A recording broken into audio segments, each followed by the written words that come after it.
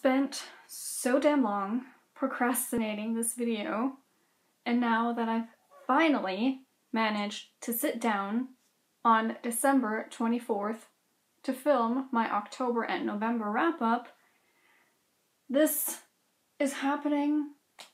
Are you fucking kidding me?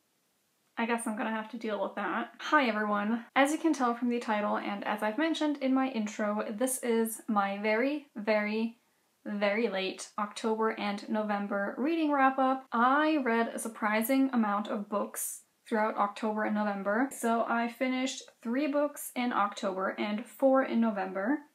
So that is a total of 7 books to talk about. I don't know why I was gonna say 5. Okay, so obviously this is partially an October wrap-up and we are nearly at the end of December.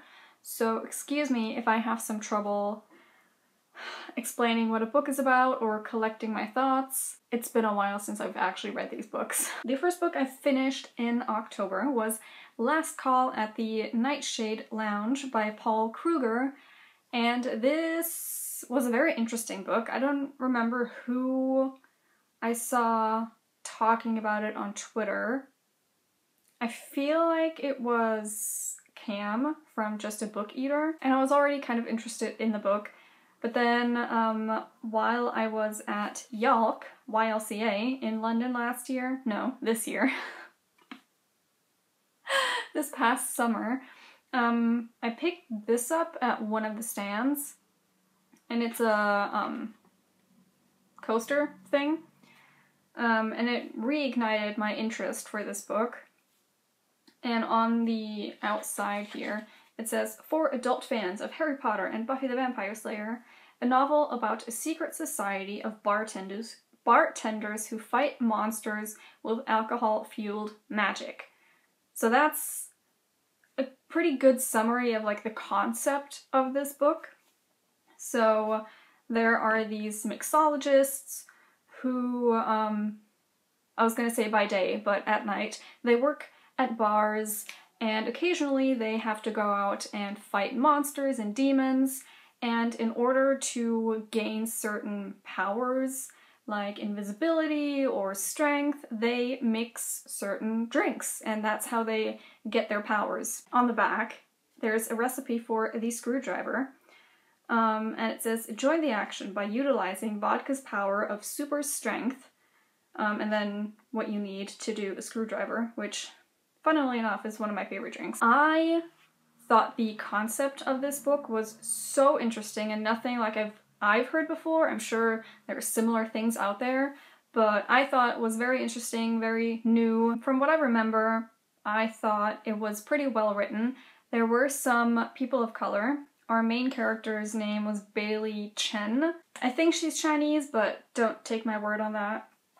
And then there's also, I'm pretty sure, a black girl, if I remember correctly, and a trans guy, so pretty diverse cast of characters. I liked most of the characters, I liked the writing, but I was still trying to get out of a reading slump when I was reading that, so there were parts that kind of dragged for me, but I don't know if it was the book's fault or my reading slump. In between most chapters, I think it was in between most chapters, not all of them, there were recipes for most of these drinks and then like background on how they were created and the power they gave you. And towards the end, I did skip the recipe / background things, because I just wanted to be finished with the book. For the most part, I did enjoy it. I gave it 3 stars. Like I said, I really liked the concept of the book. After that paranormal / fantasy book, I wanted a quick contemporary, something easier to read, so I went to a familiar author and someone I've read before and enjoyed a lot, so I picked up Starry Eyes by Jen Bennett. This is about Lennon and Zori. They have been friends for a very long time. At the beginning of this book, they aren't really friends. They've kind of had this big thing happen and they haven't really been talking ever since. and it's summer vacation, and one of their fellow students is planning a glamping trip, so a glam camping trip. They kind of tag along and things don't go as planned, and these two, Zori and Lennon, end up lost in the wilderness. That's the main storyline. There's a lot of other things going on. Sadly, I didn't enjoy this as much as I've enjoyed Jen Bennett's other YA contemporary books, which doesn't mean that I didn't like it, I just didn't like it as much as the others.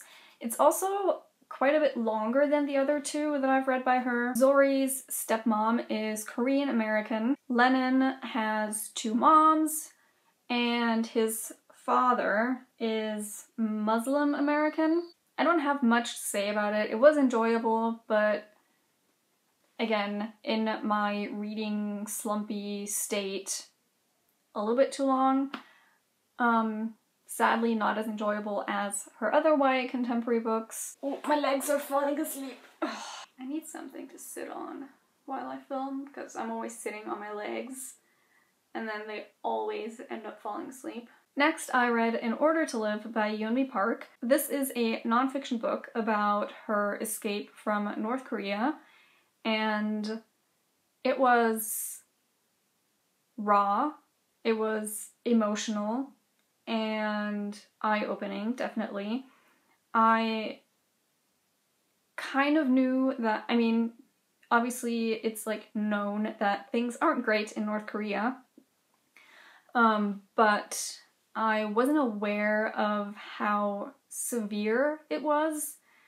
So this was a very interesting read to me, and I'm very, very glad that I read it, because it definitely opened my eyes to those problems. The book kind of starts off with her just telling about her life in North Korea and her family and how things were, and all things considered, if I remember correctly, her family was one of the more privileged families there, and things were still pretty bad for them. And then her journey, she and her mother escaped together, and they had to travel through China and then to South Korea. God, I can't imagine what it must have been like. I mean, there were some details that weren't easy to read.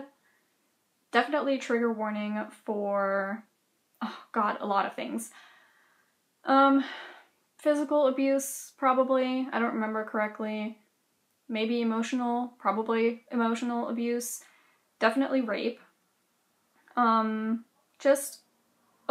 human trafficking. There's just a lot of things went on.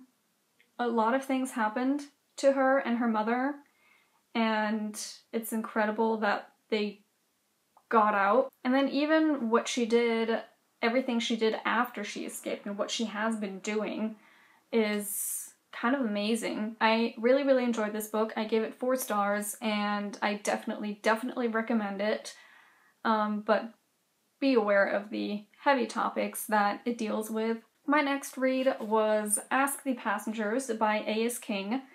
I've had this for quite a while, and I've made myself a little box with all my unread books written on pieces of paper. Kind of like a TBR jar, except mine's in a little cardboard box. So I picked out Ask the Passengers by A.S. King, and I wasn't sure what this is about, but turns out it's about a girl figuring out her sexuality. What I liked about this is her, not refusal, but she didn't like the idea of being labeled and put in a box. She was falling in love with a girl, and that was fine to her, but other people wanted to label her, and she did not want that. I really enjoyed this. It was a quite easy read in terms of, I don't know how to explain this, but it was just easy to get through this, and I really enjoyed it.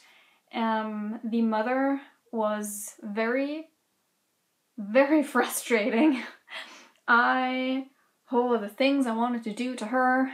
Yeah, so Again, I really enjoyed this. I gave it 4 stars. The next 2 books that I read were part of my Lolathon reads. I listened to the audiobook of Undead Girl Gang by Lily Anderson. I didn't think this book was going to be as funny as it was, but I really, really, really enjoyed it. So this book is about Mila, who supposedly loses her friend to a suicide.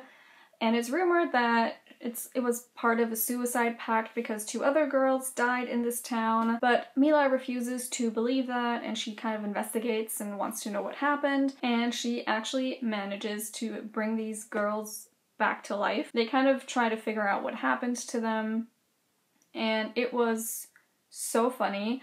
I don't know if it would read as funny if you read the physical book, but listening to the audiobook, and I really, really enjoyed the narrator. She did an awesome job of reading this book, and I don't know, I just really, really enjoyed it. I definitely recommend it. Also, the main character, Mila, is Mexican and fat, so there's that representation, and I gave this 4 stars. Also part of my Lolathon reading, The Feminist Manifesto in 15 Suggestions by Chimamanda Ngozi Adichie. Very short, but oh, so incredible and powerful. This is, yeah, around 61 pages, and this made me cry. I loved this so much, and I'm probably going to be rereading this multiple times in the future. It's basically her writing a letter to her friend on how to raise your kid a feminist. Oh, this book, I loved it so much. I obviously gave it 5 stars. And lastly, I read the anthology Meet Cute, which featured a bunch of authors, and it's just short stories on how people meet, so meet cutes. I really enjoyed it. I enjoyed most of the stories. My favorite stories were Print Shop by Nina LaCour, Click by Catherine McGee. I think that one was my favorite overall. And then Somewhere That's Green by Meredith Russo. So those were my 3 favorite stories. Overall, I gave it 3 stars. Usually there are going to be stories that you don't enjoy as much as the others. So for me, it's always hard to rate the book overall. I also liked that it featured a bunch of LGBT plus stories. Those were all the books that I read in the months of October and November. I know this is coming very late. I can almost already film my December wrap up. Yeah, let me know if you have any thoughts on these books. That was it for this video, and I will see you next time. Goodbye!